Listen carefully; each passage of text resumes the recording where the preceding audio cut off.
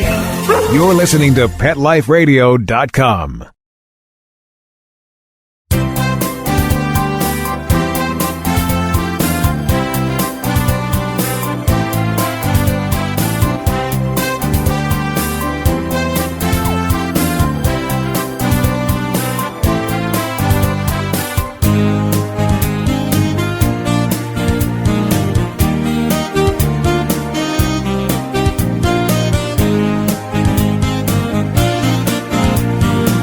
Hello there, and welcome.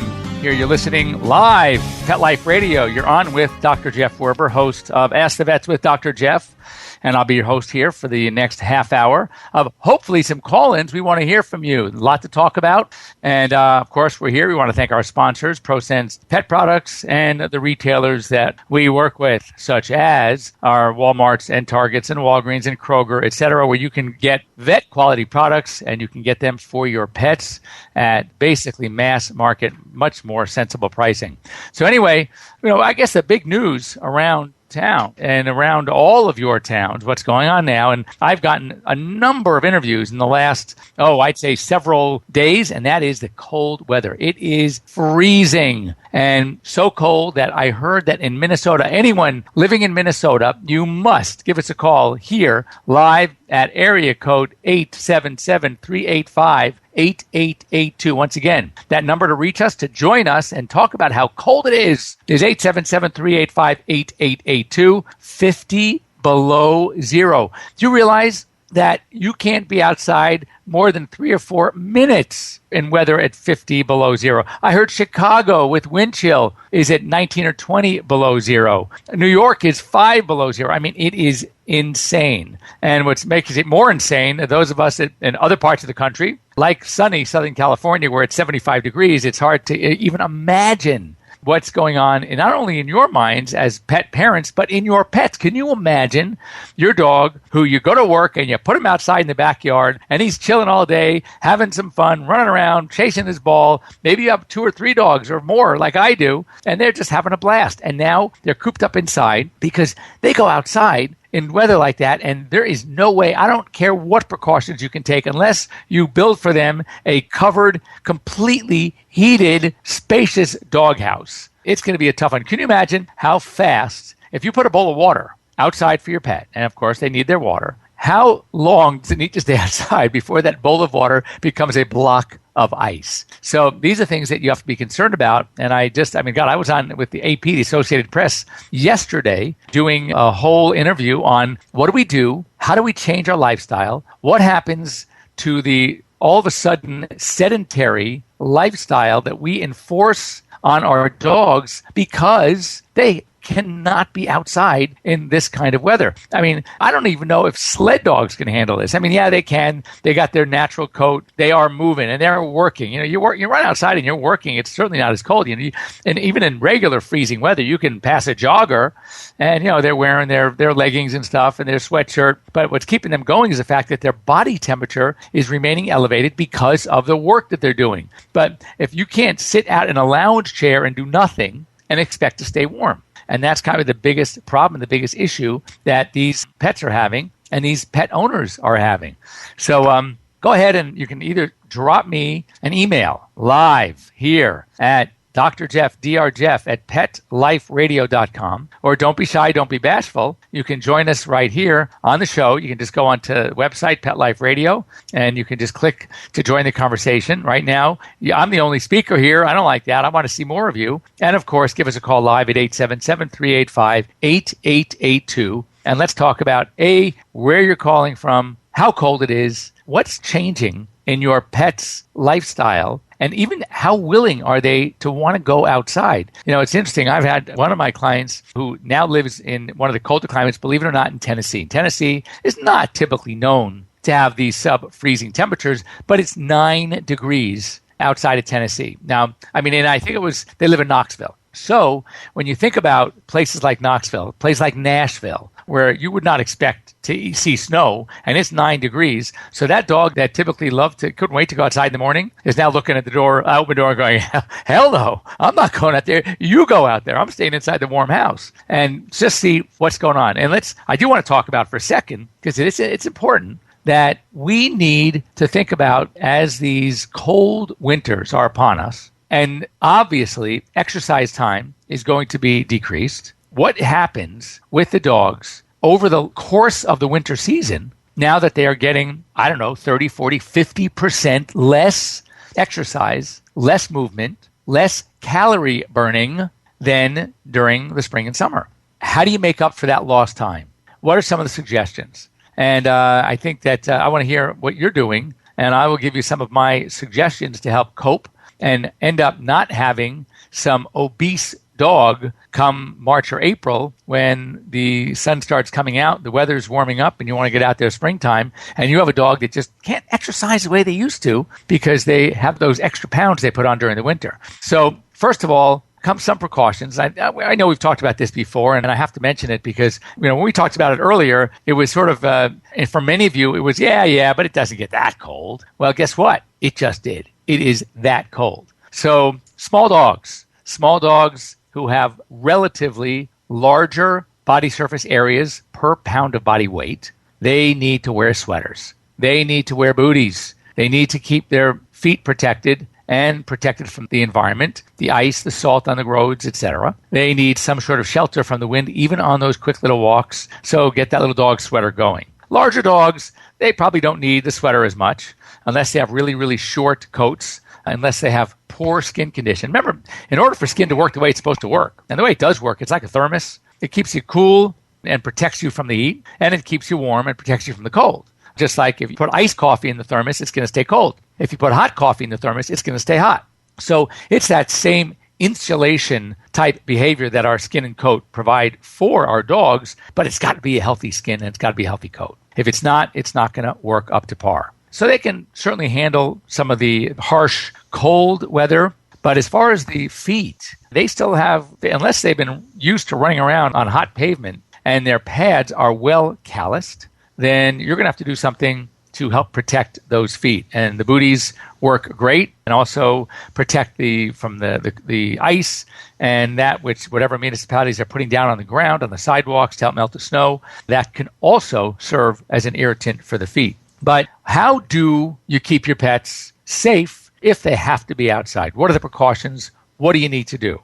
So let's start with an average dog, large dog that typically needs to be outside. You live in an apartment, you can't keep them inside. My recommendation is to, especially in temperatures like this, keep them indoors, take them to a doggy daycare, a facility where they're going to be indoors, they're going to be safe, they get to play with other dogs, they get to exercise, they get to do their agility course, they get to run and do their jumping and ball playing and whatever happens at these facilities. They usually love them. It's kind of like being a day camp. You remember those days back when you were little and your parents want to get rid of you? You know the feeling. So what you do is you send your kids to day camp during the summer. Well, it's the same thing. Let your dogs stay in day camp. If that's not going to work and you just absolutely cannot leave them in a warm home setting, they must have shelter from the cold. That means if it's windy, you have to provide them a true doghouse, something actually with walls, or you need to set up a barricade somewhere where they can go behind, large sheets of plywood propped up by some 2x4s, covered with some blankets and give them the nice warm bed. They have to be able to escape from the wind chill. And preferably something that is warm. You can get a space heater. If you have one of those overhead, like, you go into a restaurant and you choose to sit outside. Now, obviously not in Minneapolis at this time of year, but you've been there and you can get those space heaters. You can either mount them on the ceiling or you get the ones that are on a large stand.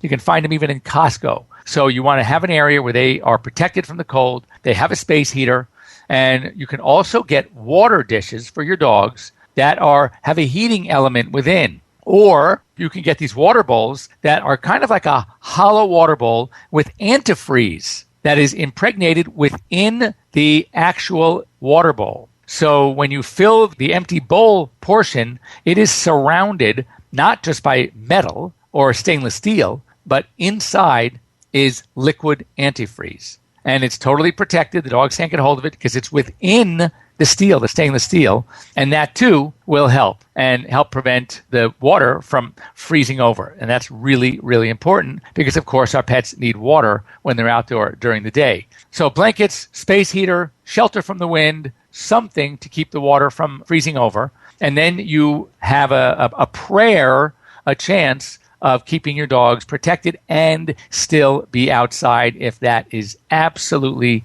essential. One of the things I really like the idea of, either keeping them indoors. It's a treat for them sometimes. Or I think it's great. The doggy daycare facilities, I took my dogs. It was a place that opened up here in LA. And it is not just for doggy daycare. It's actually, it's a whole exercise area. And they have like an agility course. And one of my French bulldogs, certainly not the breed that one would expect to thrive and love running around and doing all these obstacles in the agility obstacle course, and this dog had the best time. He was such a champ. And he needed very little prodding and very little help. We just got him started, and he was going up these thin planks and walking across like a little thin platform about 4 or 5 inches wide, going down, jumping through hoops. I mean, he was having the time of his life. I mean, everybody said, "Oh my God, how often do you come here?" And I said, "He's never been here before. This was it." So your dogs can have a really, really terrific time doing that as well. Anyway, once again, it's that time. It's our midway point in our show. I would love to hear from you. What are you doing to help protect your pets from this icy, cold weather? Reach us here at 877-385-8882. Send me a quick email to drjeff@petliferadio.com, and we'll be back in just a few minutes. We'll be right back, right after these messages. Stay tuned. Swipe It's a revolutionary new product that literally wipes away cat hair from virtually any surface. Most of us struggle with a roller or vacuum cleaner to clean up cat hair, but anyone who has tried either of these knows they just don't work very well. But Swipe It's patent-pending glove has a magnetic-like quality that removes cat hair from almost everything. And best of all, Swipe It's is machine washable, so you can use it over and over again. To order, just visit swipeits.com. That's SWIPETS. A simple solution for shedding.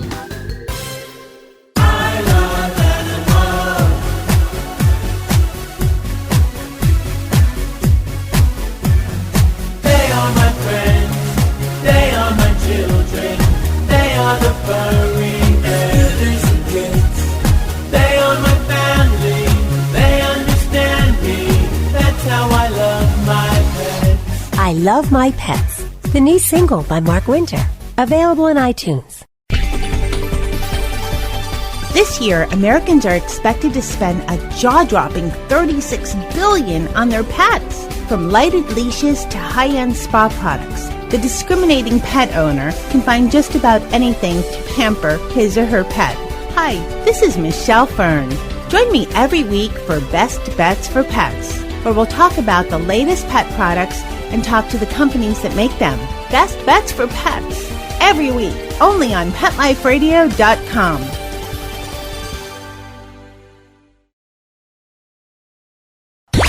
Let's talk pets Let's talk pets on Pet Life Radio. Pet Life Radio. PetLiferadio.com.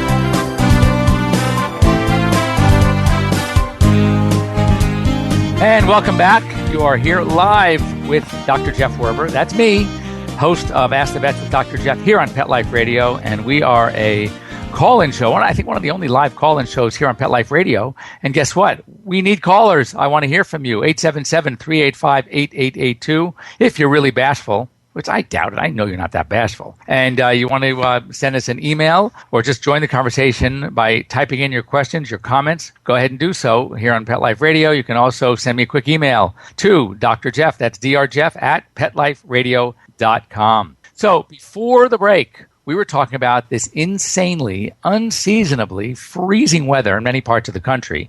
Places like, along the entire Northeast and the Midwest, it's insane. Minnesota with wind chill down to 50 below zero. Chicago, 20 below zero. Tennessee, who would think that Tennessee is going to be 9 degrees? I mean, that is crazy.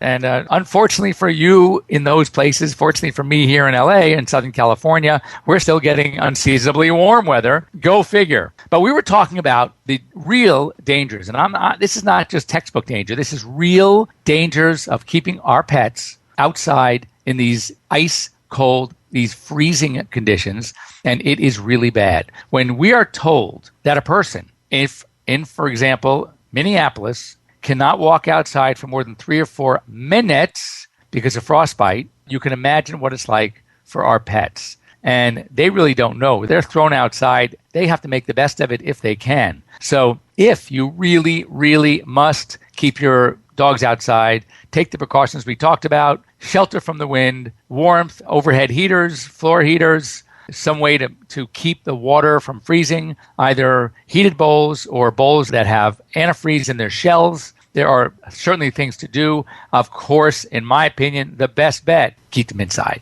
You can keep them inside either in the house, especially if somebody's going to be home with them, or you could take them to these doggy daycare facilities that have lots of things that they can do to keep them occupied. But one of the things that we know that dogs, especially, are not going to get as much of during this time of year than compared to warmer seasons, and that is exercise. So what happens? What happens to any of us? And the same thing happens to our dogs. If we are accustomed to eating a certain amount of calories each day, and we're maintaining our weight because we are doing a certain amount of exercise each day or every other day or every week, whatever the case may be. And all of a sudden, we stop doing the exercise.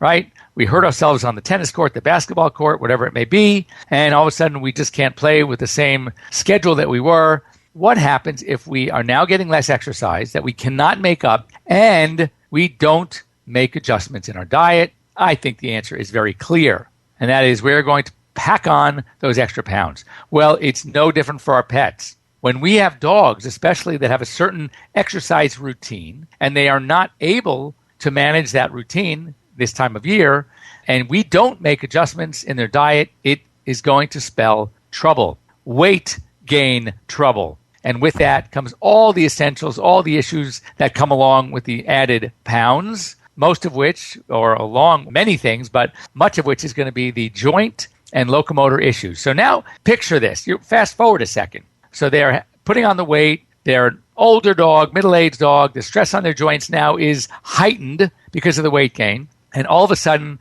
you are anxiously awaiting for April, springtime, and it comes. And now what? Now what? You want to get your dog out there exercising, and he's saying, oh, God, I'm not going out there. First of all, I can't run that much anymore. My joints are hurting because I put on the weight. My body's hurting because I put on the weight. I can't do what I used to do last spring. And whose fault is that? So what's going to happen is you are going to be working harder for yourselves to work your pets harder so they can just do their basic exercise routines to get back in shape. So it's very, very important to plan ahead for this inevitable complication of winter and start cutting back on their food. Very, very simply. Work it out with your veterinarian, how much exercise is being done. And, there's a new device. You might want to talk to your vet about it. You can go online and check it out. It's called the Whistle, and it is a device that is attached to a collar that can not only measure movement and activity, but it can send signals. You can actually link it to your phone, and you can check your phone during the day to see, what is Rover doing right now? Is he sitting in that corner, or is he actually running around, moving, having fun? So, it's so funny when clients come into me and I say, now, what about during the day? Does your dog get, oh, God, during the day he's outside, he's running around, he's playing. And then we look at the Whistle and we find out he was sitting in a corner for 4 or 5 straight hours, hardly moving around. Just because they're outside doesn't mean they're playing and running and taking advantage of the fact that they're outside. It's like having the dog runs at a hospital or a boarding facility, and you start thinking, oh, well, he's in a big run. It's got to be one pretty big run for the dog to actually run. That's like doing, laps in a lap pool that's only 10 feet long. It's not going to happen. It's certainly not going to happen effectively. So what you really need to do is know how much exercise your dogs are getting. And we know getting much less exercise in this weather. So start cutting back on the food.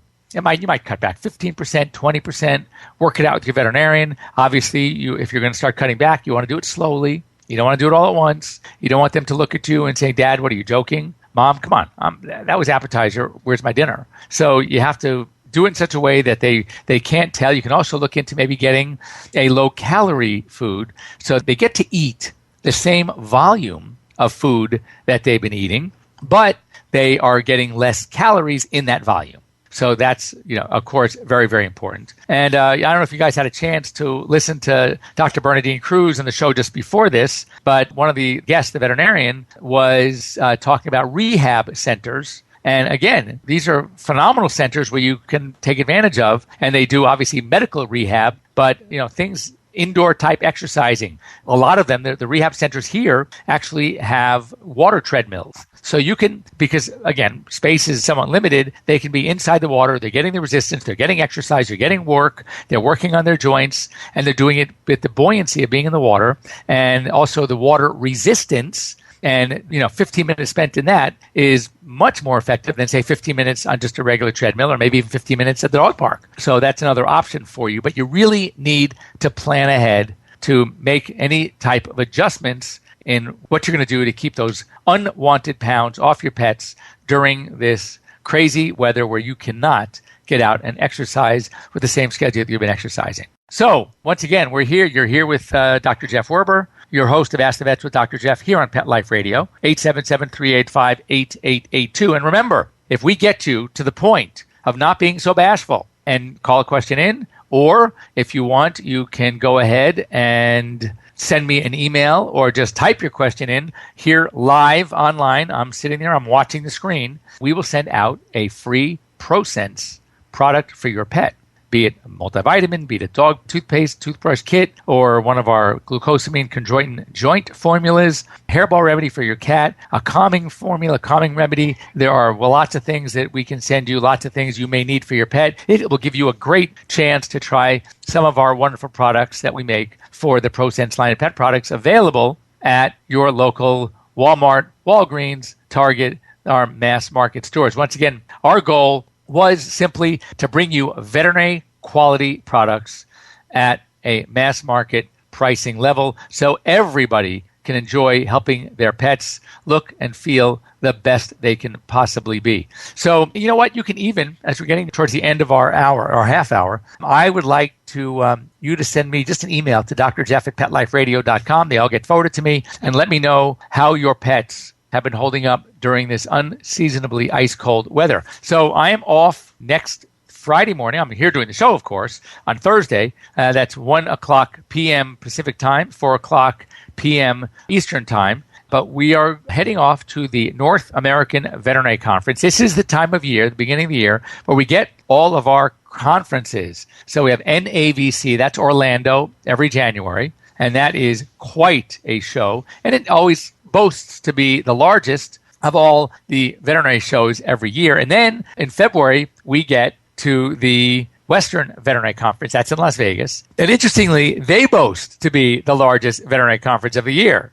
So it's sort of like, I know when the college rankings come out every year, and there are apparently 25 or 30 schools in the top 10. The whole idea being that everybody is claiming that they are the best. Anyway, arguably, they are both extremely popular, huge conferences. The question is, do you want to escape the insanely cold and get down to Orlando during January, or have fun in the city that never sleeps in Las Vegas every February? But they're great conferences. And what I'll do is when I come back, we will have lots of new gadgets, new things, new treatments to talk about. And that's why I love going to these trade shows. And then we get to go to the Global Pet Expo, and Pet Life Radio will be there as well. And that is March back in Orlando. And this is the big trade show where all of the pet products, the manufacturers come to show what's new, what's exciting, what new services that people can look into, that products you can buy to help take the best care possible of your wonderful pets at home.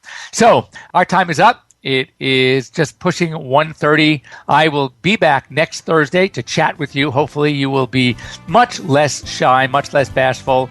But we'll have some things to talk about. I want your questions. Give us a call once again here at Pet Life Radio at 877-385-8882. I'm Dr. Jeff Werber, and we'll see you next week. Let's Talk Pets, every week on demand, only on PetLifeRadio.com.